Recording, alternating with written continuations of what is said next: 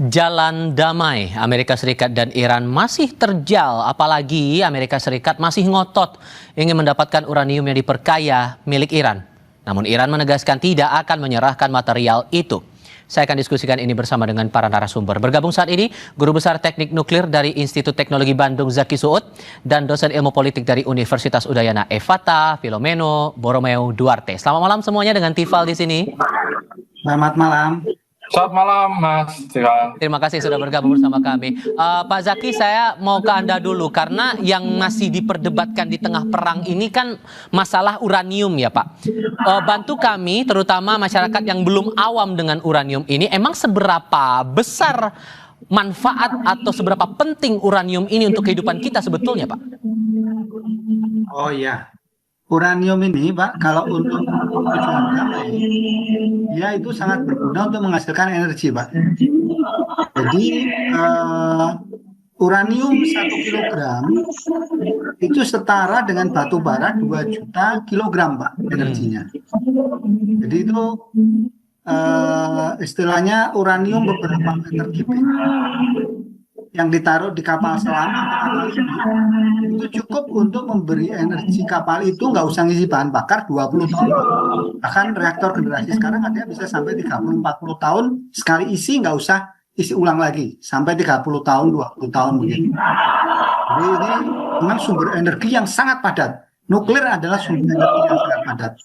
Nah, tetapi kalau dia dipakai untuk bom, maka 10 kilogram, kira-kira setengah liter, Pak.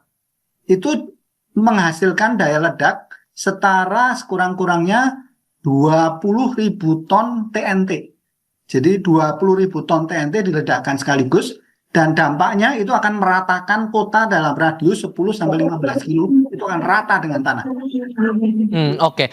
Mungkin bantu kami, suara Bapak mungkin bisa lebih keras lagi ya, karena kami tidak mendengar suara Bapak dengan jelas. Tapi pada intinya, uranium ini sebetulnya fungsinya tidak sebatas sebagai senjata saja. Anda mau bilang begitu? Iya, dia bisa dipakai sebagai energi, dia bisa dipakai sebagai senjata. Jadi kalau dia dipakai sebagai energi, tadi saya sudah katakan, 1 kilogram uranium itu setara dengan 2 juta kilogram batu bara. Jadi reaktor-reaktor generasi baru, Pak, itu bisa dibuat sekali isi, dioperasikan 20-40 tahun tanpa mengulang bahan bakar. Oke. Nah, kalau faktanya seperti itu, Pak Evata, maka kalau kita korelasikan dengan pernyataan Trump bahwa pilihannya akan merampas atau menghancurkannya, apakah nih konteksnya Trump sedang, saya bisa bahasakan, takut menghadapi apa yang dimiliki oleh Iran, atau ini part of strategi saja sebetulnya yang dipakai untuk melawan Iran? Baik, faktor yang paling utama yaitu terkait dengan keinginan Amerika yang didorong oleh Israel bahwa Iran tidak boleh menjadi negara nuklir. Ini adalah posisi strategis yang dimainkan oleh Amerika Serikat untuk mencegah ke depannya Iran memiliki nuklir. Dan ini tentu tidak dari tahun ini saja, ini memang sudah dipersiapkan oleh Amerika sekitar 40-an tahun ya.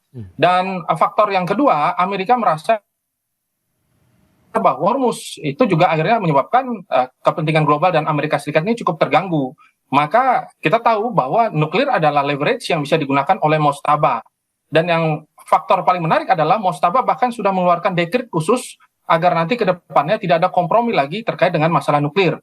Yang ingin dinegosiasikan Iran adalah kompensasi terhadap peperangan hari ini yang sudah dialami dengan sangat rugi oleh Iran ya. Maka itu yang dikompromikan kepada dunia, dan bagaimana nanti pengelolaan Selat Hormuz itu bisa dibicarakan. Tetapi kalau untuk nuklir, Mojtaba sama sekali tidak berkendak ya untuk membahas itu lagi.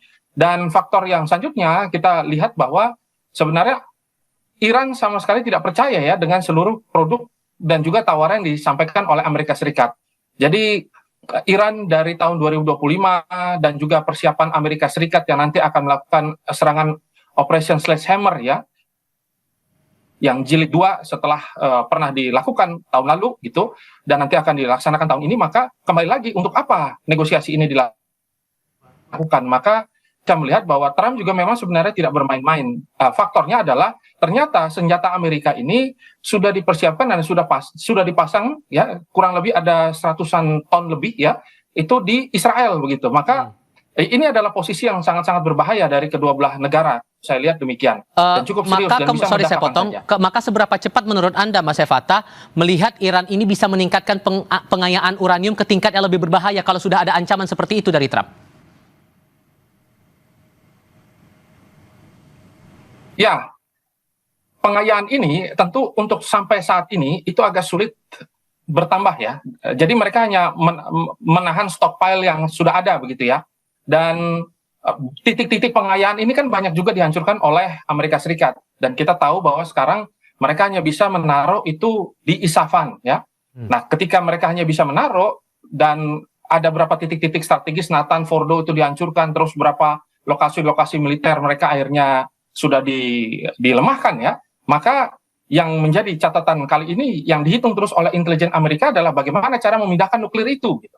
Dan kemarin sempat ada faksi dari Iran sendiri mengatakan bahwa kita tidak apa-apa, kita ekspor saja berapa hasil dari pengayaan ini agar membuat Amerika Serikat dan juga Israel melunak. Tapi dalam kesempatan kemarin itu sudah dibantah total oleh Mojtaba. Maka kalau ditanya kapan ini bisa nanti ke depannya akan menjadi 100%, kita juga harus lihat fakta. Ternyata Ghost Fleet dari Iran itu sendiri berhasil ya, ada sekitar 26 kapal itu berhasil masuk ke Iran dengan membawa berapa senjata-senjata khusus yang disuplai dari negara-negara yang dalam tanda kutip gitu memiliki kepentingan gitu ya dengan Iran dan juga suplai rantai global ya, pasok global. Nah, maka sebenarnya masih ada kunci-kuncian yang cukup menarik dari intelijen dan juga kontra intelijen serta gerakan-gerakan kedua belah pihak ini masih saling memantau dan masih cukup panas. Saya lihat demikian. Oke, nah kalau kaitannya begini Pak Zaki, ini kan Trump bilang bahwa ia ingin merampas atau bahkan menghancurkan uranium milik Iran. Pertanyaan sederhananya, apakah segampang itu untuk merampas bahkan kemudian untuk menghancurkan uranium itu dari satu tempat ke tempat yang lain, Pak? Sebetulnya uranium ini tidak terlalu besar, Pak. Karena dia densitasnya itu hampir 20 gram per centimeter kubik. Jadi kira-kira 20 kali air. Jadi misalnya dia ada berapa 400 kilo, itu mungkin ukurannya nggak nyampe 1 meter kubik. Jadi itu kecil saja begitu. Jadi sebetulnya masalahnya itu kan pasti dijaga dan mungkin ditaruh di tempat bawah tanah yang tersembunyi ya. Tapi kan kalau Trump sendiri mengatakan dia sudah mengamankan tempat itu, kata dia kan seperti itu gitu ya. Nah, masalahnya memang sebetulnya ini tarik-menarik ini sebetulnya kalau memang niatnya, ya kita harus melihat dari latar belakangnya. Kalau Trump mungkin dia tujuan utama mengambil itu memastikan bahwa Iran tidak bisa dengan cepat memperkaya kemudian membuat bom atom. Karena kalau dari yang sekarang 60% pengayaan ke 90% itu dengan kondisi peralatan yang lengkap, diperkirakan dalam beberapa bulan Iran akan mencapai itu grade sampai 93% yang merupakan weapon grade. Nah, tampaknya itu yang ingin diamankan oleh Trump. Nah, kemudian mungkin itu bisa berguna buat Amerika, tapi saya rasa motivasi itu nggak terlalu besar ya. Jadi motivasi utamanya adalah memastikan bahwa yang 60% itu tidak ada. Karena kalau kaya dari bawah itu akan sangat lama prosesnya. Dan itu yang dikhawatirkan oleh Trump menurut Anda, upaya untuk meningkatkan pengayaannya itu? Iya, betul. Nah, ini kan tergantung situasi. Apakah sistem pengayaan itu masih ada atau tidak? Kalau Amerika klaim sudah menghancurkan, tetapi kan kita tidak tahu. Mungkin Iran juga menyembunyikan sistem pengayaan di tempat lain yang mungkin tidak dioperasikan selama ini, sehingga itu masih bisa begitu. Kalau sistem pengayaan perbandingan antara yang punya Amerika dengan punya Iran ini ada perbedaan atau sama aja sebetulnya, Pak Zaki?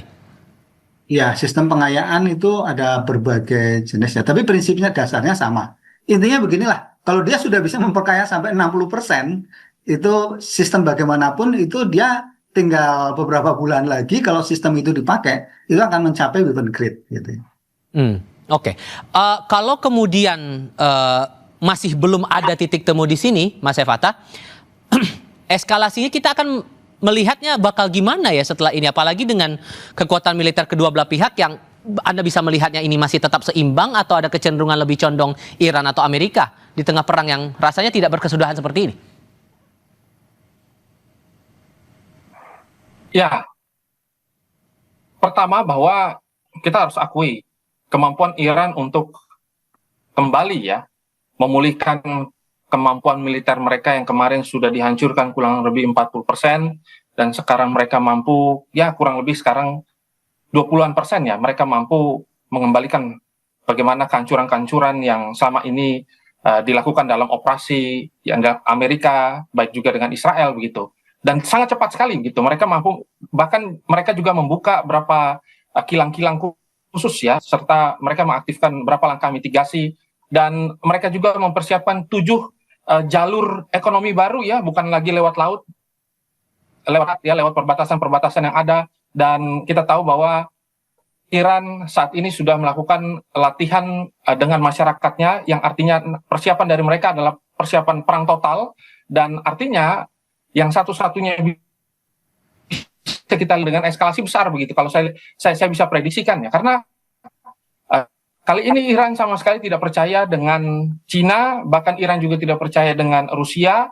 Dia sudah mengalami krisis dan defisit kepercayaan, begitu juga dia kali ini tidak percaya betul dengan Pakistan begitu. Maka ke depan ini akan ada negara-negara teluk yang lain nanti akan memoderatori kedua belah pihak gitu untuk mencapai resolusi konflik. Akan tetapi resolusi konflik ini kan tergantung dari poin-poin yang mau dibahas. Amerika Serikat sendiri memang tidak serius gitu dalam diplomasi mereka. Mereka hanya ingin mengulur waktu untuk melihat sebenarnya bagaimana posisi, kondisi dan kesiapan militer mereka dari Iran begitu. Begitu juga dengan Israel yang melihat bahwa Amerika tidak boleh sampai melakukan negosiasi. Jadi saya melihat ke depannya satu-satu yang bisa terjadi yaitu eskalasi secara besar ya. Meskipun Amerika nanti akan menggunakan kekuatan udara lagi dan pasti akan menggunakan raiding dengan bom-bom serta decapitation strike yang biasa mereka lakukan.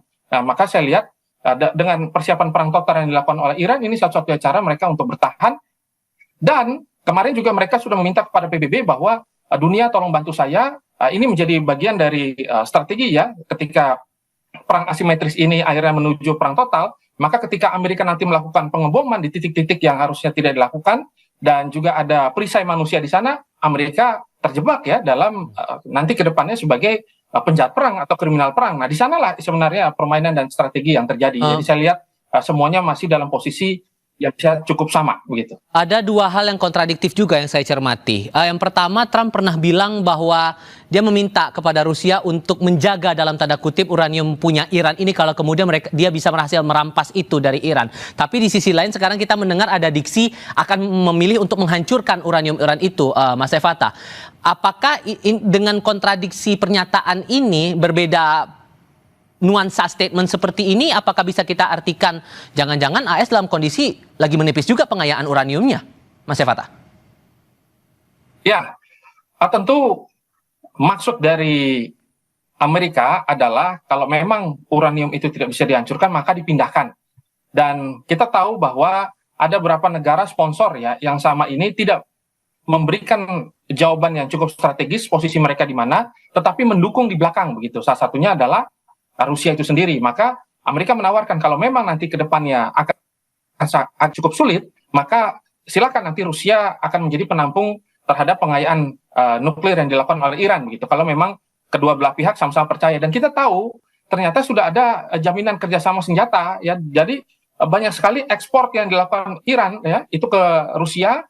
Salah satunya ada drone Shahid gitu. Jadi sudah ada kerjasama senjata yang dilakukan kedua belah pihak dan Amerika memanfaatkan itu. Tapi kali ini gitu Iran juga akhirnya mengalami defisit yang cukup strategis ya, mengingat berapa pertemuan yang sudah terjadi di Cina ya, baik dengan Donald Trump dengan Xi Jinping, terus juga dengan Putin dengan Xi Jinping.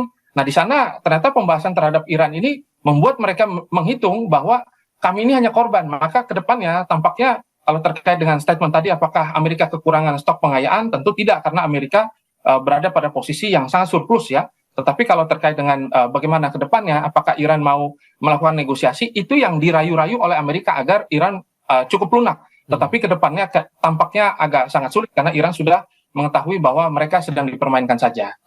Pak Zaki, kalau kemudian kejadian tuh AS ngambil atau merampas uraniumnya Iran, kemudian meminta bantuan pihak ketiga dalam hal ini Rusia untuk kemudian menjaga itu memungkinkan terjadi atau tidak? Kalaupun memungkinkan, ada prosedur khusus nggak, Pak? Menurut saya, Amerika bisa meminta bantuan Rusia atau terakhir sempat kita dengar Pakistan atau Cina untuk menyimpan, itu kalau jalannya damai. Kalau itu dilakukan secara militer, maka opsinya kemungkinan besar adalah menghancurkan. Sebetulnya yang saya agak khawatir adalah kalau opsinya kan sulit ya, itu mungkin ditaruh di tempat di bawah dan kemudian mungkin penjagaan juga ketat sehingga operasi khusus itu akan menimbulkan korban yang juga mungkin besar ya resikonya. Yang mungkin Trump juga akan berpikir, dia juga mungkin secara politik akan terjepit kalau sampai korbannya banyak. Yang sebenarnya saya khawatirkan adalah kalau opsi yang dipilih Amerika adalah dia memilih nuklir taktis. Jadi bom nuklir skala kecil yang kira-kira setara 1.000 ton TNT, 1/10 lah kira-kira atau 1/15 dari bom nuklir di Hiroshima. Kalau itu dilakukan langsung hancur semua itu, satu komplek dan uraniumnya semua hancur ya. Tapi itu memang kemudian akan bisa memicu mungkin kepada perang nuklir yang skala yang lebih besar gitu ya. Ini yang mungkin sebetulnya agak perlu dikhawatirkan. Nah, kalau begitu ini menawarkan opsi yang lebih menarik sebetulnya. apa tuh? Sebetulnya mereka bisa memilih kalau memang betul posisi mereka, kan selama ini Iran mengatakan dia menggunakan uranium itu hanya untuk damai, membuat reaktor nuklir. Amerika juga hanya tidak ingin Iran bisa membuat bom atom. Sebetulnya ada cara yang lebih simpel. Uranium itu nggak perlu dibawa keluar. Dia cukup diproses, dicampur dengan sisa pengayaan, dia bisa bahkan kembali ke uranium alam yang hanya 0,7%. Dan itu bisa saja komprominya itu dicampur sampai ordenya 3,75%. Itu adalah bahan bakar untuk reaktor nuklir biasa. Jadi Iran bisa tetap memakai itu, tapi itu sudah tidak memungkinkan dalam waktu dekat diproses untuk menjadi weapon grade gitu ya. Dan harus ada keterlibatan negara lain untuk jadi saksi di balik proses itu menurut Anda, Pak Zaki? Menurut saya IAEA, Badan Tenaga Atom Internasional yang akan mengkoordinasikan prosesnya begitu. Dan selama ini pengawasannya menurut Anda sudah cukup ketat di tengah kondisi yang semakin tegang seperti ini? Ya, sebetulnya yang saya usulkan ini sebetulnya adalah kesepakatan yang dilakukan oleh Obama dan Iran waktu itu. Dan Iran waktu itu mau gitu ya. Jadi artinya dia masih punya stok, dia masih kalau waktu itu dia masih bisa memperkaya, tapi dibatasi sampai 3,75 untuk penggunaan di reaktor nuklir. Nah, itu kemudian dikuasai oleh Badan Tenaga Atom Internasional, IAEA. Oke. Pak Zaki, Mas Evata, terima kasih banyak sudah mau berdiskusi bersama saya kali ini. Sehat selalu untuk Anda berdua. Selamat malam. Selamat malam. Terima kasih, selamat malam.